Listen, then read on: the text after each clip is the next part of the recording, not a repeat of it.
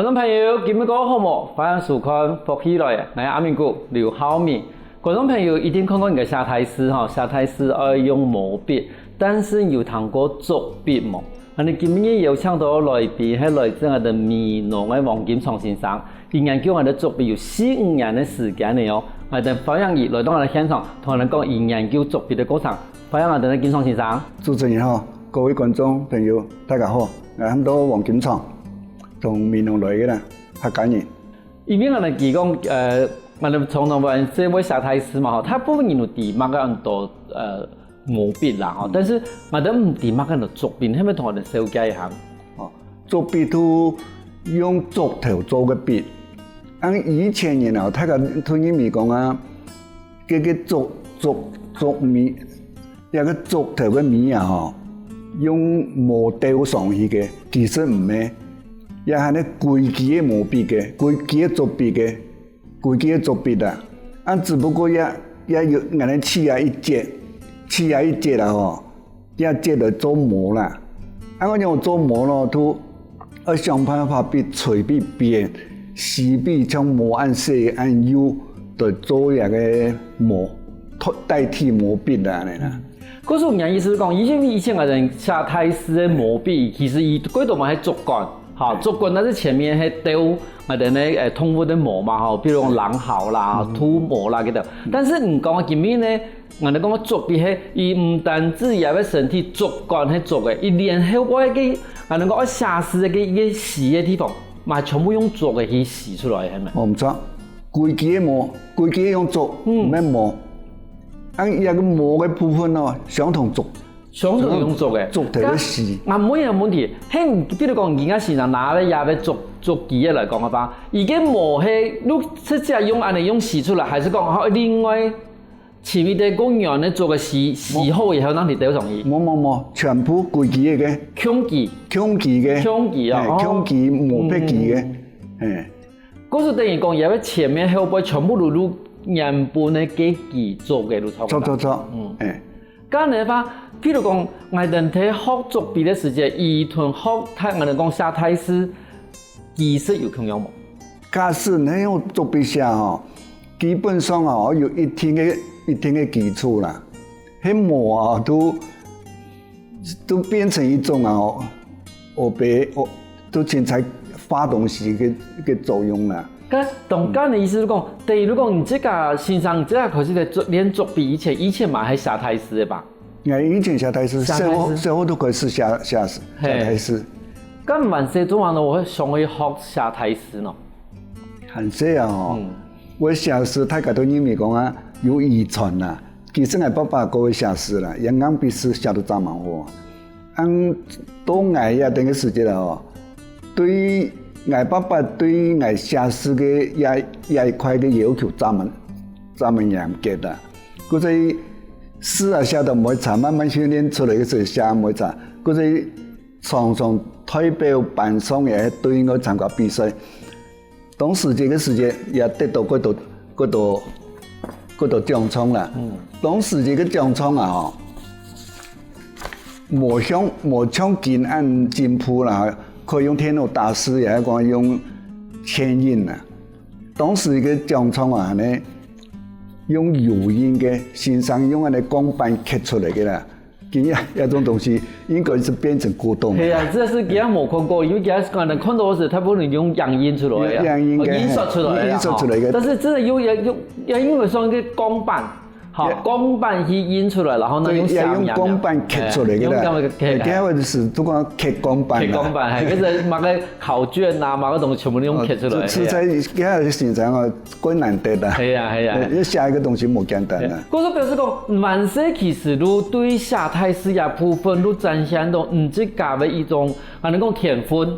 好，咁也寫題詩也要意識，唔自家一直都有為在寫下去係咪？有。一直寫而已。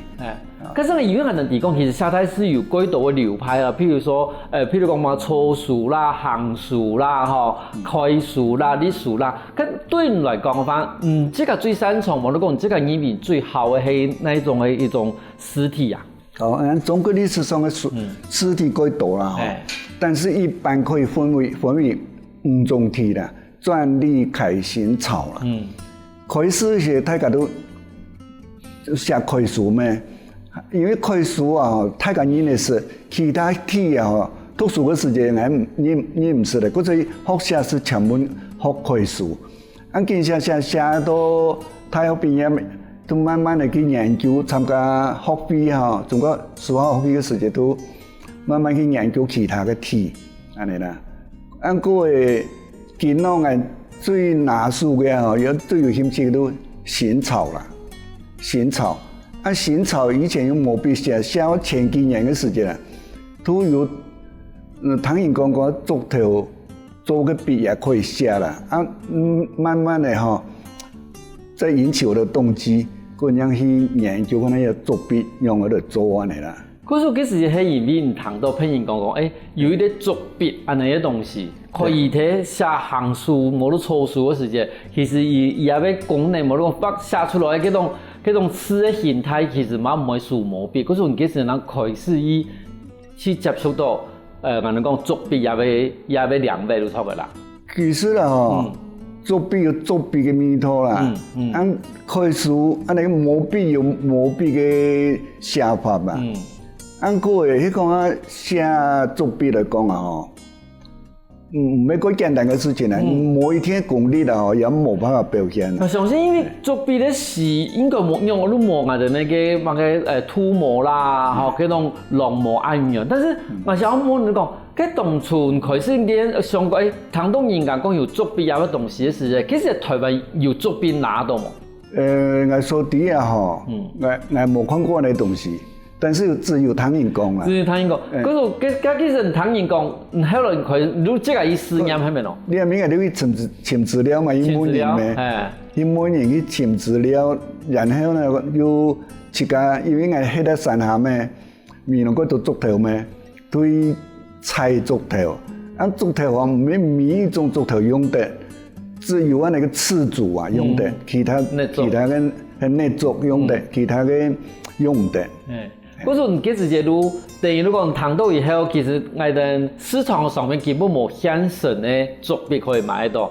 如果出去查資料，可以自己去查。但是我想問下講，嗰竹筆以前喺中國，好，因為中國其實如我哋寫太師、寫書法的一個發源的地方嘛，而這個有人用，其實如以前有人用過竹筆嗎？喺查嘅歷史地方呀，我相信有人用，但是冇辦法延續落來，後來嘅是原因啊。唔係幾普遍啦，唔係幾好寫啦，唔係幾好寫啦，因為嗰種東西啊，只能用在寫太詩，寫闢詩比較較適當啦。呢個寫文書方面啊，很用唔出啦。嗰時伊可能也有使用方嘅漢字啦，嗰時變成講。伊可能一般的普遍來講，都冇按普遍，因為比起我哋講毛筆寫毛筆是吼，太寫下嘛可以，太下嘛可以，吼，嗰時變成伊冇按到，但是伊可能喺中國歷史上面其實可能嘛有出現過，但是都冇俾人推廣出來咗嘅。嗰時等於講今年開始練我哋講專心做有竹筆嘅時間，係對伊開始用嚟做開始去研究，因為我哋很少接觸嘅那個竹頭啊。有一種親切感嘅，眼到後背有嗰度竹頭咩？嗰啲黐落嘅時，我同我睇，都俾我徒弟用嘅咩？都我徒弟研究講用我嚟做啊你啦，慢慢那個時間都做啊都幾熟練啦，也拿一個竹筆嚟自己寫，也同人交易啊你。係，因為頭都唔講講，將人而家喺面農嗰邊其實嗰度做嘅嘛，嚇。然後你要發現到講，其實而家做竹筆來講嘅話，最適合嘅都係泥竹。但是嗰時嘅做乜嘢泥竹唔認為係最適合嘅咯？因為佢安尼個竹頭啊，有啲孔陷嘅，地邊孔咩，佢做唔得。前面那個紮布嘅啊。哦，嗰紮布嘅。紮布嘅都。做乜咯？做嘅。空心，紮布嘅嘢都地板冇空嘅，因為人哋吹嘅時間啦，佢絲唔會講啊，不是空嘅後粘唔起來啊，安尼啊，嗰啲都紮布嘅樣做得，好，嗰种人意思，如讲其实嗰种我哋用一般的做过来讲，把伊米空心嘛，嗰种等最尾要做个笔试的时间，一路吹面的最尾还是一条路中间会空空，但是原来嗰直播嘅话，伊吹面的话，伊即个伊个时来讲嘅话，嘛个贴嘛个色咁嘅意思啦。错啊，哎，咁做嘅话要洗澡冇？冇，唔是，做唔得，做唔得洗澡。20个时间都可以用。哦，好。哎，咁你前面要吹冇？我吹啊，哎，原来要做个时间啦吼，也个唔可能要起床的咩吼，留一节做笔试嘅部分，笔试部分也就一直缠论。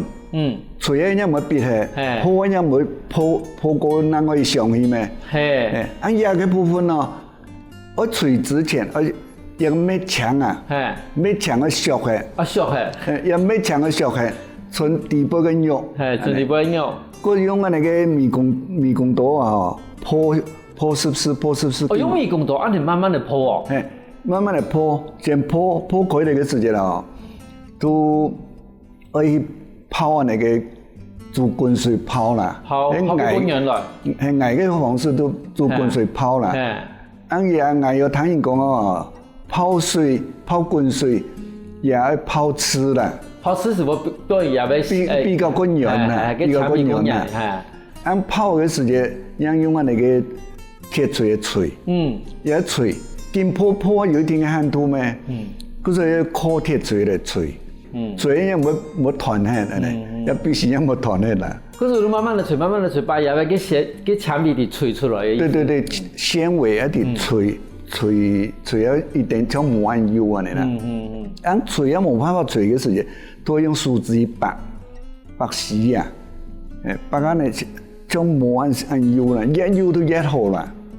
嗰隻龜耗時間啊，貴費工哦，貴耗時間，按個拔個久嘅時間，樹枝會受傷，嗰啲也不能太持久啦，差唔多看電視嘅時間啦，都摘了用咩，都跟那拔個那個筆試啊，也打發時間，多歲數來做一下啦。對。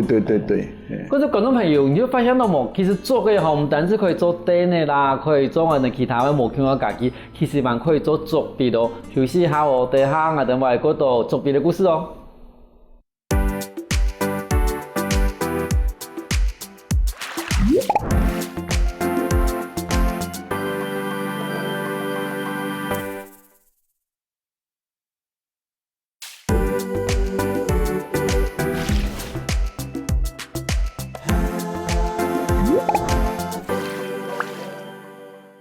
歡迎過來，福起來！上個節目我哋來自美濃嘅黃金長先生，同人講伊係樣啊，伊託作嘅去做作弊。我想問一下吼，先生，這個頭都伊小姐講你係樣啊，伊託嚟做嘅，吼，然後伊開始後背樣去做作弊。但是問題因為時間要法規長嘅，從來做一件作弊，對開始先做嘅步倒下落以後，做到最尾差唔多要花久啊。先後至少要3點鐘以上啊！3點鐘以上哈？要3點鐘以上啊！但是也唔係講幾年嚟可以作弊啊！哦，係啊，做乜咯？因為做頭啊，吼，菜作嘅時間最理想嘅時間都係冬至前後。哦，冬至前後。乜個原因呢？都因為做頭相同有冬眠啊。冬眠嘅時間啦，吼，跟那個做頭已經成熟嘅咩？嗰段時間啦，來採材料最理想。一個想法都因為應該寒色嘅時間係後背嘅做頭啊，所以呢冇做頭嘅時間全部冬天，安尼啦，冬天就多做頭啦。安尼概念吼，寒色嘅時間都有，可是冬之前呢會採冬眠嘅時間採下來嘅時間咯，係試講眼能持有一太極嘅，你寫總塊呢都唔算太極，你寫過太雜嘅時呢都過太極。採下來嘅時間咯，眼能都可能可以試過那一長嘅咩吼，也是咧紮用嚟帶紮輪鋪嘅時間咯，因為鋪過頭安尼啦，咁樣慢慢嚟來捶安尼，可是伊等于如果以米一点，俺能讲洗的地方，如何用伊啊，要给在在前面。给地方来洗嘛，啊，你把其实用个洗嘛，唔好洗过来，因为唔好洗到另外上去啦，对，因为有啲在提嘅嘛，哈。可是对，啊，搿种问题，你要啊，你讲你做有按到太细本线哈。有，给太其实佢就用，因为我哋线嘅是拍咩，先拍咩，唔係做頭個主幹。哦，用先拍啦，先拍嘿。咁種你作別來講嘅話，而平常用個保養啊？我哋下考試嘅時間咯，一定要洗槍嚟。要洗槍嚟。我講底部還有咩？因為咩肚裏啊有膠嘛，膠質啊。那個磨洗槍膠溫鹽，下一擺下一次下個時間從平安係嚟呢，要佢變成都ฉี過來啦，係。做筆啊，呢磨筆啊相同。都係洗槍來，一定要洗槍來。而家就講咧，我哋必勝嘅地方唔是擦油，唔是擦乜嘅。必勝部分啊，像係開始一些都幾種簡潔。後來嘅時間，有咩東啊？亞種東西除了瑕疵以外，還有一種那個觀賞嘅價值的，嗰個應該連頭風嘅部分也切下來，嗰個各有看頭啦。也是咧。也係記下來，記下來嘅時間，你應該可以美化啦嗬。你要雕刻嘅時間，也是你咪可以刻東西。將來嘅時間係要，而且你要加一個那個裝飾啊，嗰個也可以留作紀念啦。比起一般的，我哋講沙太師嘅毛筆來講嘅話，有一種個特別的一種風情係。有一種觀賞嘅價值。除了實用以外，還觀賞嘅價值啦。係啊，還有除了講，因為其實如伊比係一件嚴重嘛吼，嗰種伊可能有時做嘅你本來都一些拗曲嘅話，其實我哋看落嘛會講。不過我哋線嘅時間啦，最後線割出流嘅。你看也好也都過唔冇嘅啦，要玩咩？那個一筆出啦，都會淡筆出啦。但是也冇需要啦，俺直接線嘅時間線個整齊個出嘅嚟做得啦。因為其實我哋講到更加好，相信我哋觀眾朋友已經太用到啲我哋嘅作品用嚟做嚇，因為佢也覺先可能同我哋嘅毛筆嘅下台時嘅時候，可能多少都有一啲個相同嘅地方，但是我相信我哋觀眾朋友一定會每件事情講，咁啊更加嗰種我哋對下作品有興趣嘅話，我係咪要對我哋講要對開始下台時開始練習吧？最好有基礎都最好啦。冇基礎也可以啦，因為你講有興趣啊，都可以去嘗試看看你用嘅東西。冇一定講唔會，但是應該大家都會寫啦。咁你這個用我哋講要按會下台時嚇，要發明嘅也要作弊。咁你這個比較可能哦，你這個比較可能量嘅毛強嘅筆，即係寫上來嘅時陣，有乜嘅量嘅毛強嘅特色？我哋一般講寫毛筆嘅筆畫啊，個整齊啦，磨細細嘅感覺。但係做筆嘅時間啦，嗰種那個刺眼嘅變化啊，那個轉筆，那個筆畫嘅時間會產生一種那個絲咩？嗰絲刻出嚟嘅筆畫啊，唔係講啊。唔要做筆可以寫出嘅啦，嗰種那個強勁利落嘅感覺啊，那個毛筆冇一天表現得出來，有伊嘅可看性啦，有伊力道啦。如果伊也要其實做實驗用，如果硬長，好，可是伊也要寫詩嘅時間，伊表現出來嗰種詩性，冇得講伊表現出來，如果差出來嘛講。以這個表現出來嗰種人講力量冇嗰種力度，其實都唔係毛筆可以比得上噶啦。錯啊，因為啊東西唔係咁簡單啦，像我哋毛筆度裡啊，因做毛筆嘅時間啦，有양好、藍好、尖好咩？跟藍好啊，像三馬筆、藍做筆嘅地方，全部用花用嘅啦，嗰時候拿嚟寫詩。那個有功力。你看王羲之寫嘅《蘭亭序》啊，伊用乜個寫嘅呢？伊用攞粗絲寫嘅，攞粗絲呢棒嘅時間做筆啊咧，嗰啲寫出嚟嘅密度冇相同。比如講，我哋今日我哋唔即個帶到我哋現場嘅兩幅吼，唔即個寫嚟伏起來嘅吧？你係咪同我哋觀眾朋友先紹介下個？也係用嘅屍體啊？這種係咧行草，行草，這種行草，一個都屬於那個金剛經體，金剛經體也比我個粗細差唔多咩？啊，這個初始嘅時間都也都放嘅。啊，那個有國土嘅邊緣嘅咧，嗰時候裏邊也兩幅都係用竹筆去寫嘅，也兩幅用竹筆寫嘅。我以前個用寫幾好嘅那個行草啦，按一擺我都嘗試過啦，伏起來嘅用那個隸書體嘅方式，其實也可以寫啦。但係就像頭都講嘅，其實可能而睇尤其是我哋所行草嘅時間，都最可以看出用竹筆來表現嘅嗰種自信，還有自家嘅一種力圖都可以睇我哋上面，可以清楚地看到一件事情。錯吧？係啊，因為你竹筆寫出來嘅屍體同毛筆寫出來嘅屍體，真係都完全冇可能。係，尤其是批到入邊行草嘅時間，其實入邊嗰種我哋講。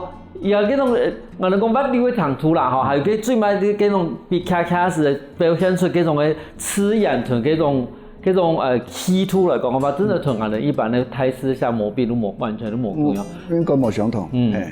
可是等於講，我哋講今日我哋世界嘅竹筆嚟講嘅話，其實對人嚟講，我哋講嗰豪放、嗰奔放嘅一種字形嚟講話，而係最適合嘅一種筆形啦，吼。比較嗰適合行書、行草、草書，安尼啦。按像安尼，你用楷書都用行路用嘅咩？一步一步啊。行草都跑步啊，安尼啊。尖溜啦。用筆嘅快速冇相同。用筆嘅快速，係。但係問題，你用筆按夾，然後又試下按講，其實也會全部功力呢。就我有功力有辦法。每個唔會寫詩，都可以寫竹筆。沒啊。冇去過馬，搓雙翼可以搓，但是跑嘅時間、走嘅時間都掌握不住。因為講看好來你詞形啊，佢可能講過豪放啦，但是問題係有豪放嘅詞形嘅後背，其實哪有過好嘅基礎，那可以寫出安尼嘅詞形啊，唔係平常人都寫到啦。一般我寫詞也冇一定可以寫竹筆，因為俺伯伯必向獨立係送於竹筆，但是又冇辦法掌握呢。係啊，嗰時候變成講，唔知幹嘛研究竹筆研究，慢慢的嘛開始去習慣講，竹筆伊喺寫詩嘅時候也貼心係樣嘅，好也用嘅鉛筆，也鉛筆應該同毛筆冇共用嘅吧？因為也按那個寫每個時間嘅那個每個多少啊，冇辦法控制，寫每天多筆太唔前，攞字下一個時間都跌啦，有沒的咩？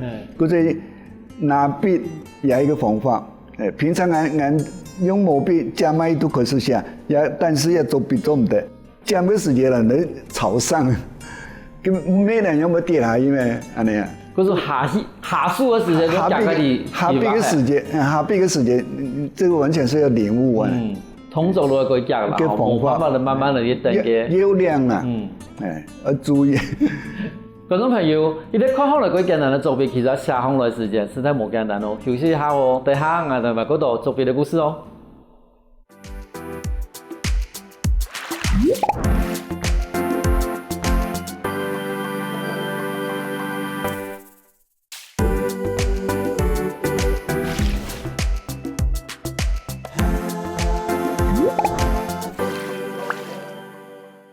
翻過來，復起來嘅，我哋今日來自我哋米農嘅金松先生同我哋講，以這個研究出來嘅竹筆，其實最好寫泰詩嘅觀眾朋友也是一定來看哦。我想講一下，頭先吼，我哋要講，我哋嘅竹筆啊，其實最適合寫喺我哋嘅行書啦、草書啦，吼。我哋今日現場有看到你這個寫嘅也一副對聯，一副對聯寫乜事啫？可唔是咧？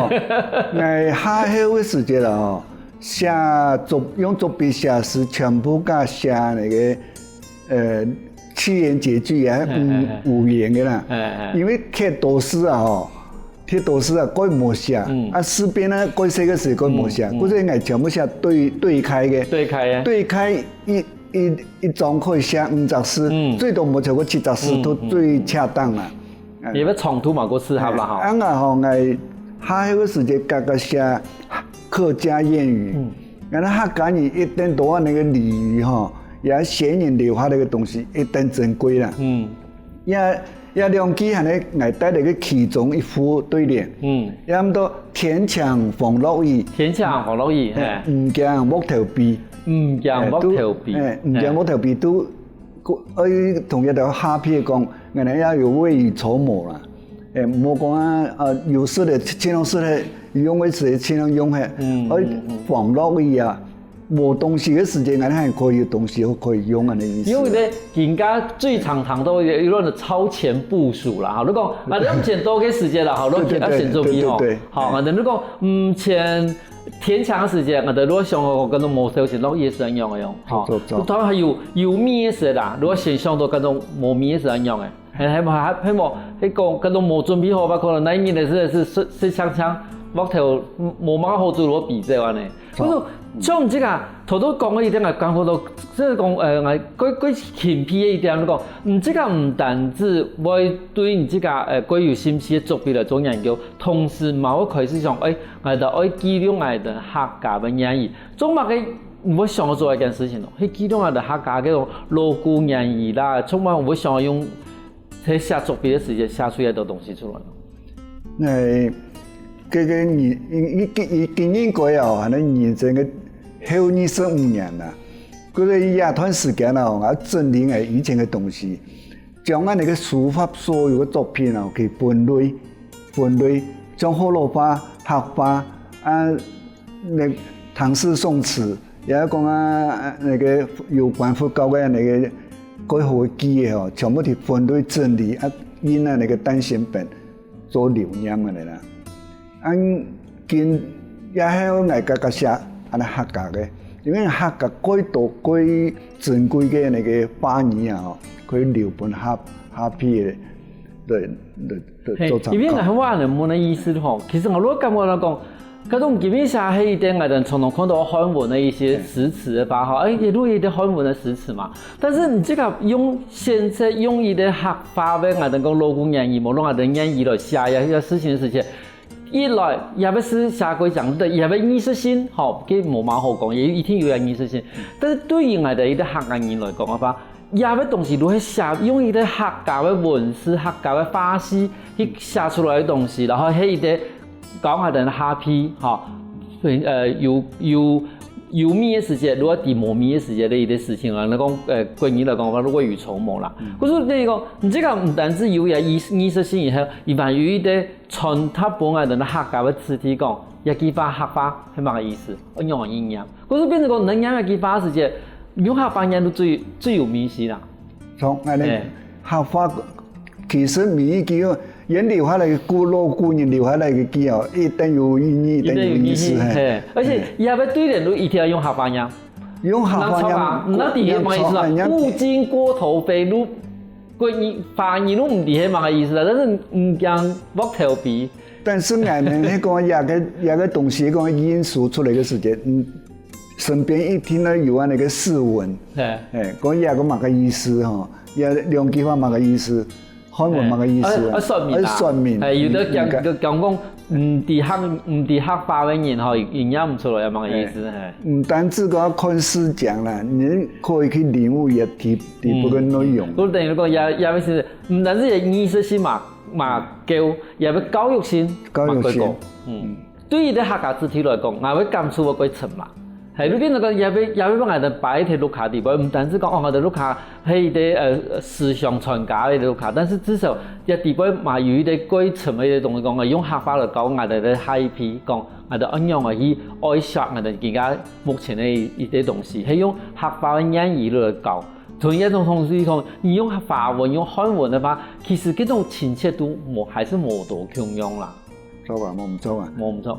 嗰時其實我想問一下講，像而家已經講我哋作為啲安尼嘅作品嘛，嗬，咁有想過講我要推廣下嘅作品。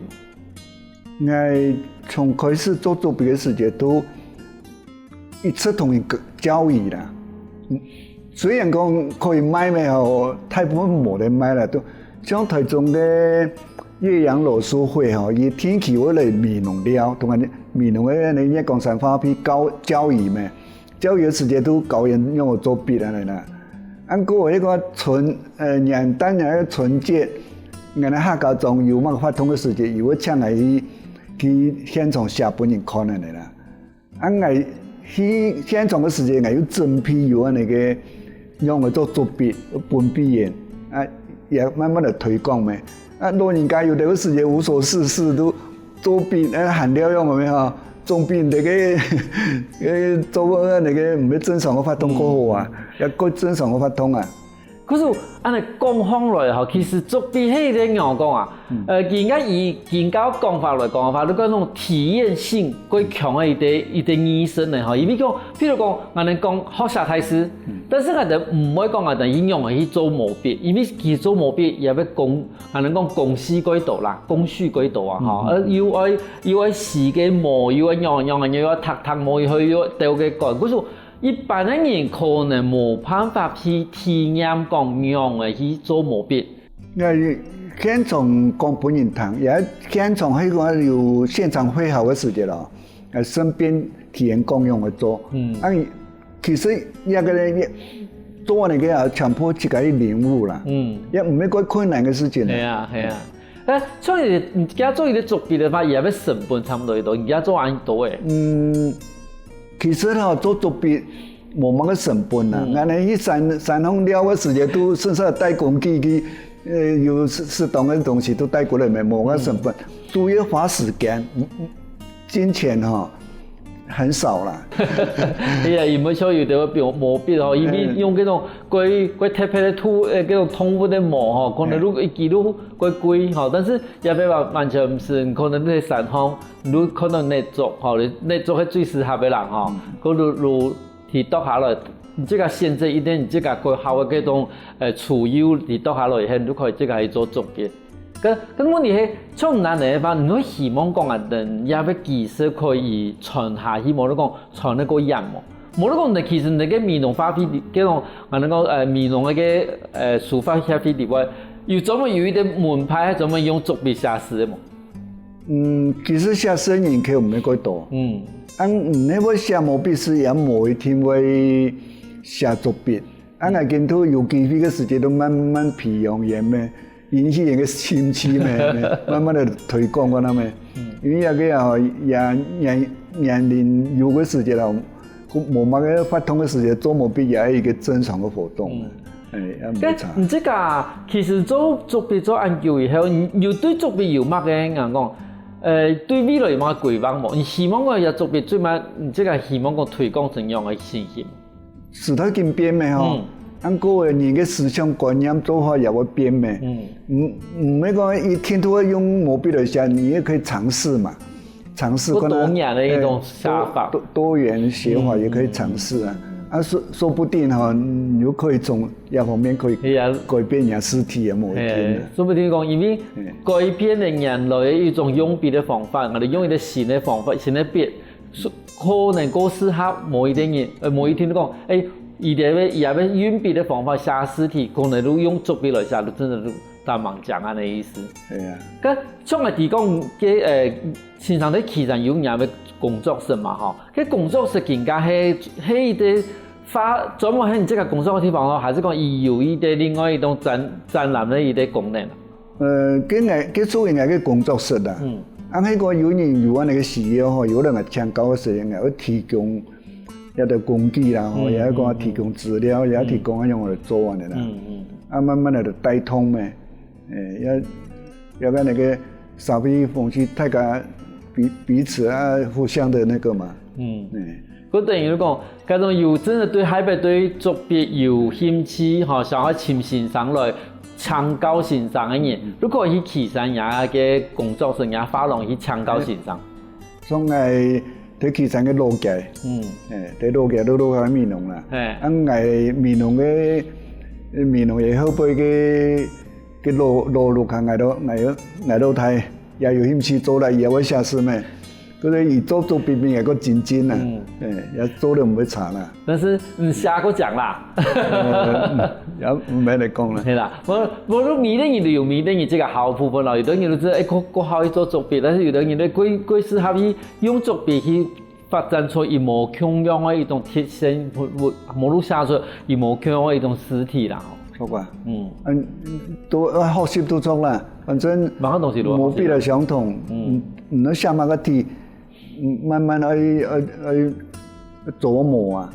按個作弊來相同，我會寫新草啊，也冇一天可以寫歷書，對香港是冇相同嘅。靠你自己嘅領悟能力啊。係啊，嗰時其實你自己要努力，加你自己後來一種天分，慢慢嚟去發展出來嘅意思出來。錯啊！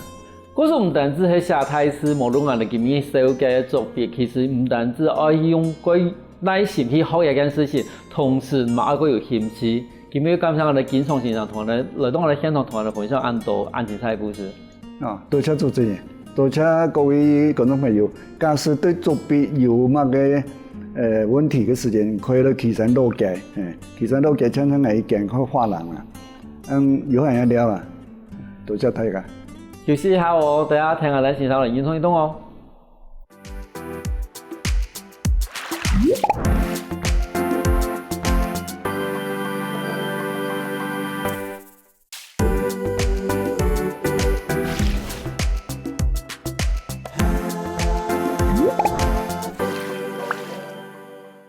各位觀眾朋友，大家好！又到係好好運動嘅時間嚟哦。我係永權，今日要教大家係彈力帶健身操。像準備一個彈力帶，可以抱嘅，嘛可以盤嘅。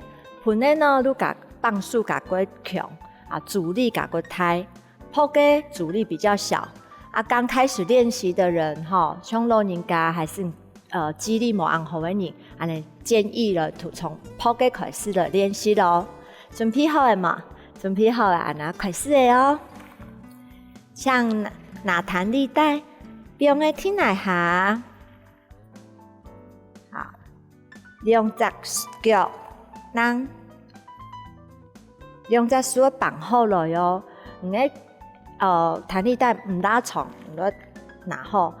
如果夠長的話，你都可以再捲一圈，安尼，就跌下來，打開來，合攏來。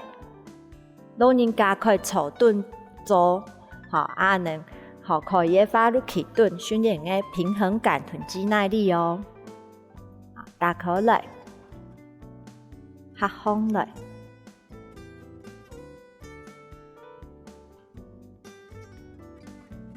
一邊來做10下，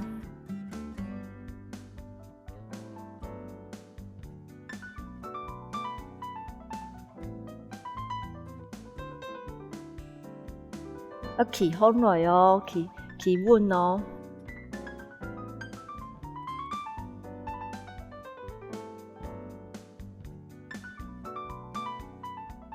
左邊做下，來彎右腳。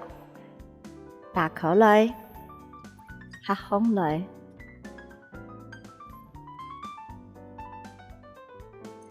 ，3、4、5、6，要企穩哦。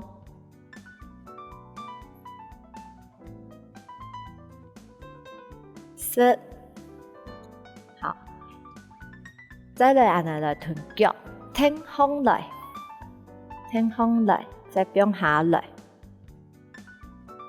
挺高哦。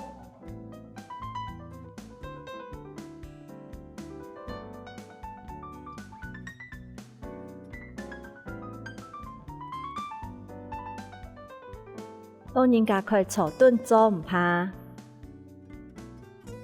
都是數風來哦，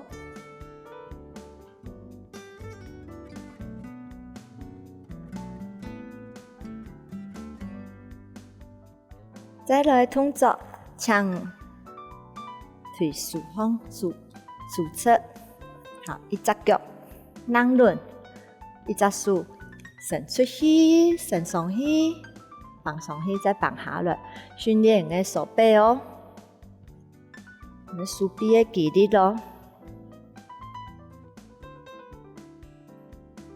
从你的手臂伸出，来训练你的手臂的肌力。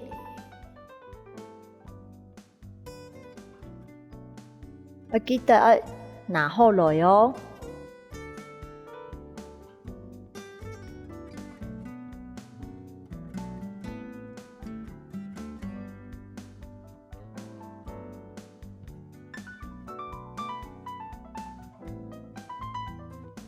做延展，停留。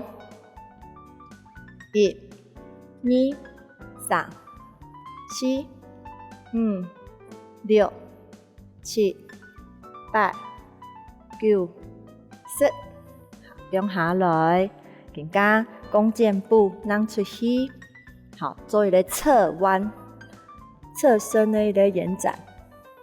另外一只手可以叉腰，要记得绑好哦。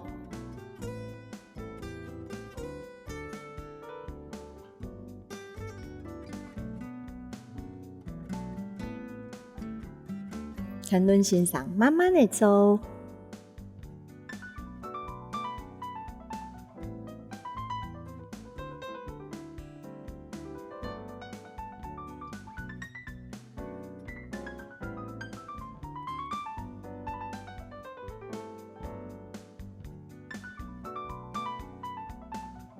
做停留。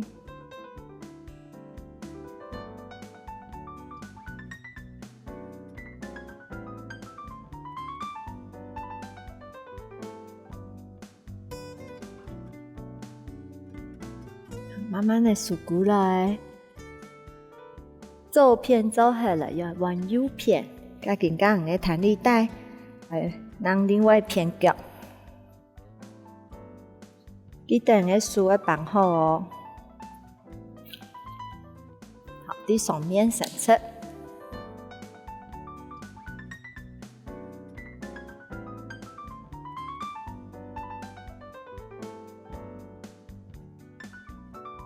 加油哦！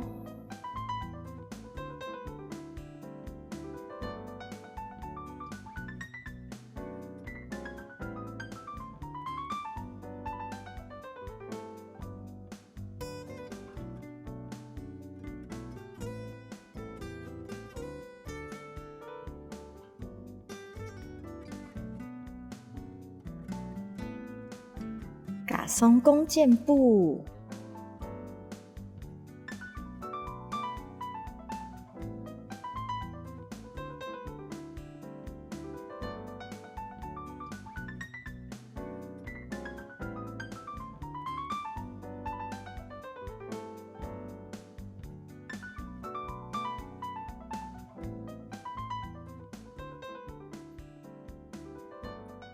做一个停留，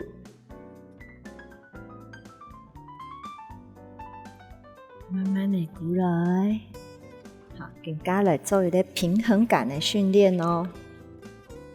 好，让轮，一只脚，慢慢的，重心要转移到你的右脚。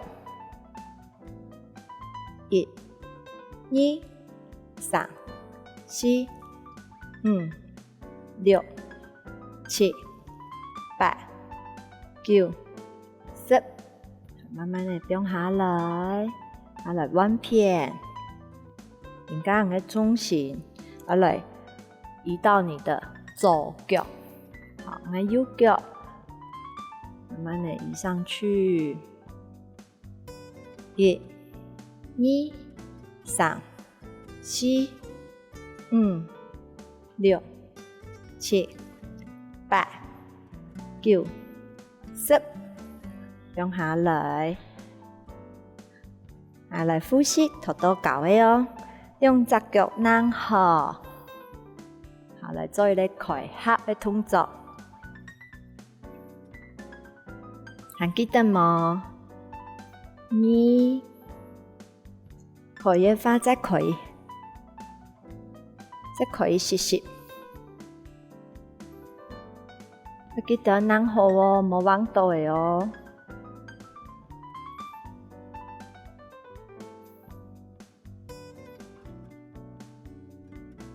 做唔到的人，可以坐下來做下動作。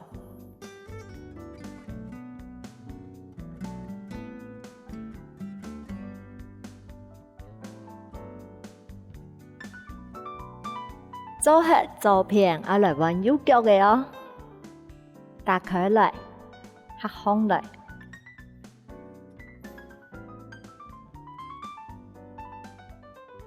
停頓線上慢慢地做。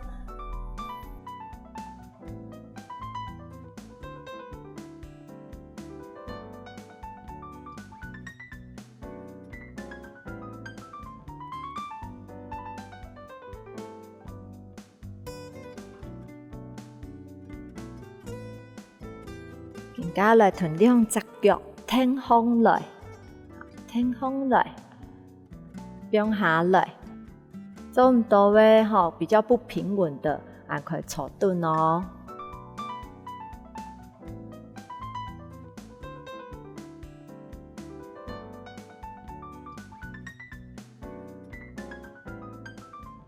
都是要數風來哦。好，而家我哋嚟揾動作。一隻腳扔，另外就是放上去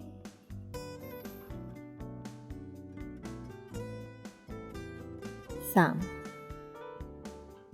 4、5、6、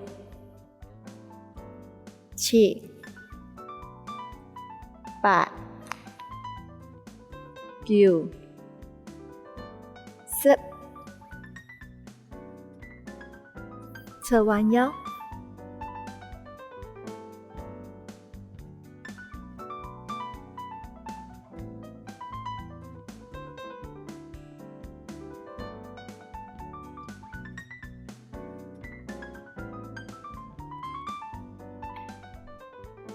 今日動作記得了冇？